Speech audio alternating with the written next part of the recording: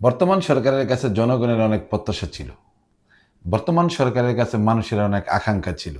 বিগত ১৭ বছর আওয়ামী লীগ সরকারের পতনের পর বর্তমান মানুষের যে ইচ্ছা, আকাঙ্ক্ষা, আইন শৃঙ্খলা সে বিষয়ে কিন্তু সরকার খুব উদাসীনতার পরিচয় দিয়েছে।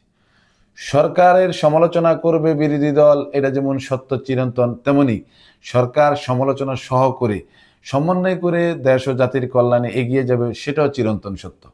কিন্তু সরকার যে কাজগুলো করছে সুন্দর, কিন্তু সরকারের কাজের যে ব্যাপক পরিসরে বিস্তার করার দরকার ছিল, সেই কাজের কিন্তু অগ্রগতি খুবই সংকীর্ণ। সমন্বয়হীনতা, দলীয়করণের যে প্রথা মানসিকতা বর্তমান সরকার নিয়েছে, তাহলে আমাদের আগের সরকার কি দোষ করেছিল? জনগণের এখন একটাই প্রশ্ন। আগে জননিরাপত্তা ছিল, যারা বাইরে থাকার দরকার ছিল তাদের বাইরে রাখা হয়েছে, যারা জেলে থাকার দরকার ছিল তাদেরকে জেলে রাখা হয়েছে। এখন কথা হলো, সরকার যদি সেই পুরনো পথেই হাঁটে, দলীয়করণের চিন্তাভাবনা নিয়ে জনগণের আস্থাকে তোয়াক্কা না করে যদি নিজেদের মতন করে দেশ পরিচালনা করার ইচ্ছা আকাঙ্ক্ষা প্রতিষ্ঠিত করে, জনগণ যদি সেখানে কোনো সুফল লাভ করতে না পারে, তাহলে সরকার কি আদতে আগামীতে স্থায়িত্ব থাকবে? আমি বলি না, মোটেও স্থায়িত্ব থাকবে না। সরকারের স্থায়িত্ব ধরে রাখতে হলে সরকারকে যারা প্রতিষ্ঠিত করেছে, যাদের ইচ্ছা আকাঙ্ক্ষার উপরে প্রতিষ্ঠিত হয়েছে, সে বিষয়গুলো সরকারের নজর দিতে হবে, পুঙ্খানুপুঙ্খ রূপে নজর দিতে হবে। সরকারকে জনগণের সদিচ্ছার যে আকাঙ্ক্ষা সেটা পূরণ করতে হবে।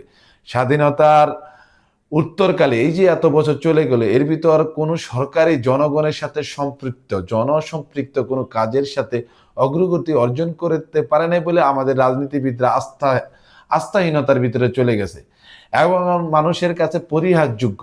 সবাই মনে করে এইসব কৃষ্ণনগর রাজ্যের মন্ত্রীর মতন গল্প কথা। কৃষ্ণনগরের রাজ্যের মন্ত্রী, অবশ্যই আপনারা গোপাল বা যদি টুকটাক দেখে থাকেন যে মন্ত্রীর যে চরিত্র, বর্তমান বাংলাদেশের রাজনীতির প্রেক্ষাপটে যে দলই আসুক, তারা সরকার ক্ষমতায় আসলে তাদের চরিত্র ঠিক তেমনই হয়ে যায়। আমাদের কথা হলো, আমাদের দেশ যদি সুন্দর, সাবলীল এবং স্বাভাবিক অগ্রগতি অর্জন করতে না পারে, তাহলে এই যে অভ্যুত্থান, এই যে রক্তক্ষয়ী সংঘাত, টিএনএজাররা জীবন দিয়েছে এবং বিগত নির্বাচিত আওয়ামী লীগ সরকারকে পতন ঘটিয়ে ইন্টিরিয়াম, তারপরে আরেকটা নির্বাচন হয়েছে, তাতে আমাদের সফলতা কি?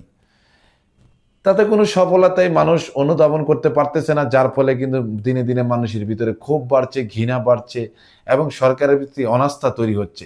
সরকারের উচিত জনগণের চিন্তাভাবনাকে মূল্যায়ন করা এবং প্রাণহানিকর, বিশৃঙ্খলা এমন কোনো ঘটনার সাথে সংশ্লিষ্ট সরাসরি জড়িত না, দলীয়করণের প্রথা বিলুপ্ত করে দিয়ে দেশীয়করণ করা, জনগণের করণ করা এবং সরকারি প্রতিষ্ঠানগুলো আছে সেখানে একেবারে দুর্নীতি, ঘুষ মুক্ত করে জনগণের নিবেদিত সেবা তৈরি করা।